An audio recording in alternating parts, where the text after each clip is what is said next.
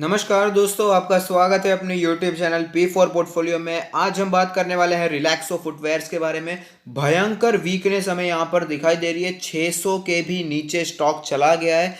काफ़ी दिनों से यहाँ पर वीकनेस बनी हुई है। जिन्होंने स्टॉक लेकर रखे हैं काफ़ी ज़्यादा परेशानी में आ गए हैं। उनके लिए ही खास करके मैंने वीडियो बनाया। वो लोग मुझे पूछते हैं कि क्या यहाँ से एग्जिट करना चाहिए, क्या यहाँ पर लॉस को बुक करना चाहिए। तो इसी के बारे में वीडियो है। क्या ये एक अलग बाइंग अपॉर्चुनिटी यहाँ पर बनती हुई नजर आ रही है या फिर यहाँ से एग्जिट के बारे में सोचना चाहिए, इसके बारे में बात करेंगे। लेकिन उससे पहले अगर आपने चैनल को सब्सक्राइब नहीं किया है तो प्लीज़ सब्सक्राइब कीजिए और रेगुलर अपडेट्स पाने के लिए नोटिफिकेशन बेल को प्रेस कीजिए। साथ ही साथ टेलीग्राम चैनल को भी ज्वाइन कीजिए जिसकी लिंक डिस्क्रिप्शन बॉक्स में दी गई है। तो आप देख सकते हैं कि रिलैक्सो फुटवेयर्स का लास्ट ट्रेडेड प्राइस है 599 रुपीज़, जो कि आज 1.71% हमें नीचे दिखा है। अगर बात करें यहाँ पर इसके वैल्यूएशन के बारे में तो मार्केट कैप है 14,800 के आसपास, पी रेशियो 65.8 है, इंडस्ट्री का पी 46.38 है, प्राइस टू बुक रेशियो है 11.69। अगर बात करें डिविडेंड यील्ड के बारे में तो वो 0.21%। डिलीवरेबल्स की बात करें तो स्ट्रॉन्ग डिलीवरी यहाँ पर दिखाई दे रही है। ऑलमोस्ट 56% की डिलीवरी हमें दिखाई देती है। चलते हैं चार्ट्स पर, वहां पर कैसी सिचुएशन बनी हुई है उसके बारे में भी बात कर लेते हैं। तो आप देख सकते हैं कि 500 का लेवल ऐसे स्ट्रॉन्ग सपोर्ट हमें दिखाई दिया था जब मार्केट में भयंकर गिरावट बनी हुई थी। उसके बाद रिकवरी अच्छी दिखाई दी, फिर कंसोलिडेशन का फेज आया था और उसके बाद भयंकर हमें यहाँ पर तेजी दिखाई दी। लेकिन वो तेजी तुरंत ही गायब हो गई। जैसे तेजी आई थी वैसे ही तेजी हमें गायब होती हुई नजर आ रही है और वापस हमें यहाँ पर कंसोलिडेशन का फेज दिखाई दे रहा है। करंट सिचुएशन के बारे में बात करें तो आज के दिन की जो कैंडल यहाँ पर बनती हुई नजर आ रही है वो इसके 200 डेज के ईएमए के भी नीचे बनती हुई नजर आ रही है। इंडिकेटर्स के बारे में बात कर लेते हैं। मनी फ्लो इंडेक्स का नंबर कैलकुलेट होकर आता है 23.82, यानी कि ओवरसोल्ड कैटेगरी तो यहाँ पर देखने को मिल ही चुकी है। अगर ये 20 के भी नीचे चला जाता है तो हाईली ओवरसोल्ड कैटेगरी हमें दिखाई दे सकती है। आरएसआई के बारे में बात करें तो यहाँ पर भी साफ साफ हमें वीकनेस दिखाई दे रही है। काफ़ी दिनों से रिलैक्सो में वीकनेस बनी हुई है।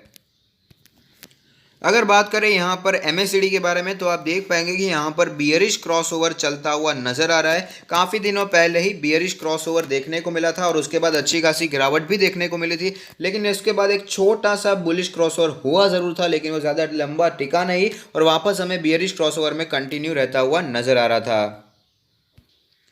बॉलिंजर बैंड के बारे में बात करें तो आप देख पाएंगे कि बॉलिंजर बैंड के लोअर बैंड के आसपास ये ट्रेड कर रहा है। मीडियन का लेवल है 629 का लेवल। अगर बात करें यहाँ पर अपर बैंड के बारे में तो वो है 657 का लेवल। अब देख पाएंगे काफ़ी दिनों से अपने लोअर बैंड के आसपास ट्रेड कर रहा है। थोड़ी सी तेज़ी दिखाने की कोशिश जब भी करता था लेकिन मीडियन के आसपास ही रेजिस्टेंस फेस करता था और वापस हमें गिरावट कंटिन्यू रहती हुई नजर आती थी।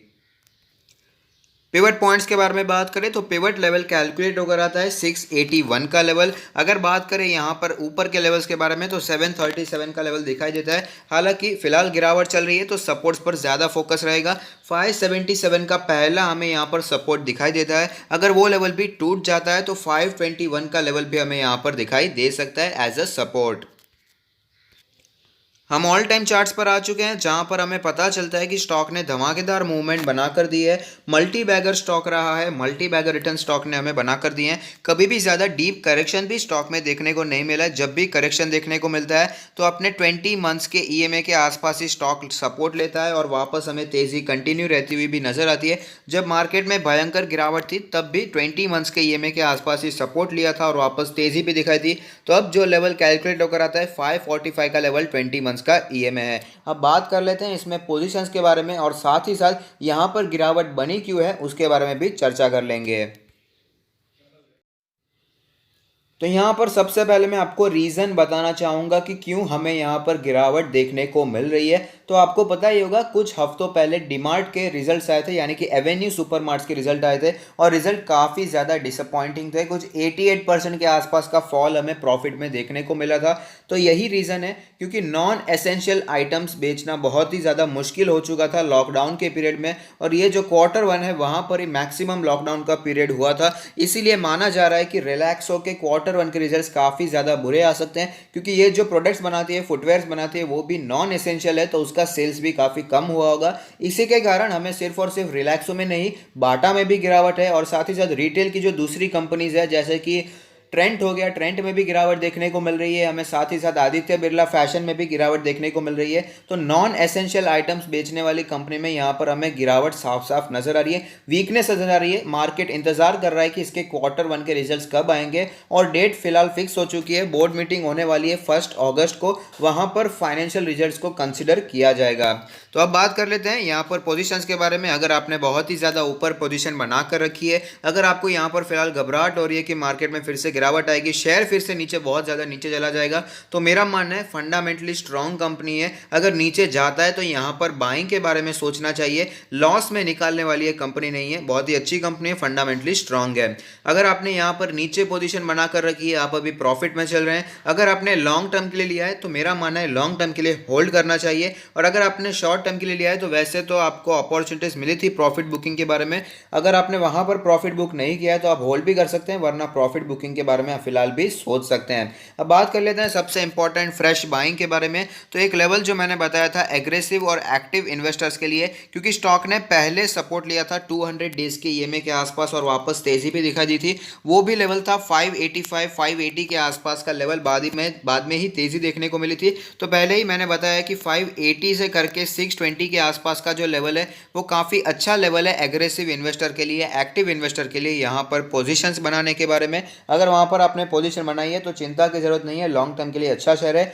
अगर आपने अभी तक पोजीशन नहीं बनाई है तो करंट मार्केट प्राइस भी लॉन्ग टर्म के लिए बिल्कुल भी बुरा नहीं है, यहाँ पर भी लॉन्ग टर्म के लिए पोजीशन बनाई जा सकती है। और फिर भी अगर एक बार सपोर्ट्स के बारे में बात करें तो हमने देखा 577 के आसपास का सपोर्ट हमें दिखाई दिया था पिवट पॉइंट्स पर, वहाँ पर हमें सपोर्ट की एक्सपेक्टेशन रखनी चाहिए, क्योंकि उसी के लेवल के आसपास हमने पहले भी सपोर्ट लिया था और वापस हमें तेजी भी दिखाई दी थी। तो 577 का लेवल अच्छा लेवल है, तो यहाँ पर उस लेवल को कंसिडर करते हुए यहाँ पर पोजीशन बनाने के बारे में सोच सकते हैं। जो लोग फिलहाल और भी ज़्यादा वेट करना चाहते हैं, और भी ज़्यादा कंजर्वेटिव इन्वेस्टर हैं, पेशेंट इन्वेस्टर हैं, उनके लिए तो 500 का लेवल ही बेस्ट रहेगा, क्योंकि जब मार्केट में गिरावट देखने को मिली थी तब यही लेवल हमें अच्छा खासा सपोर्ट दिखाई दिया था और वापस तेजी भी दिखाई दी थी। तो 500 से 525 के आसपास स्टॉक अगर दिखाई देता है तो यहाँ पर पेशेंट इन्वेस्टर बाइंग के बारे में सोच सकते हैं। तो अगर आपको ये वीडियो पसंद आता है तो लाइक कीजिए, शेयर कीजिए, कमेंट कीजिए, सब्सक्राइब कीजिए और मुझे मोटिवेट कीजिए। Thank you, stay happy, happy investing.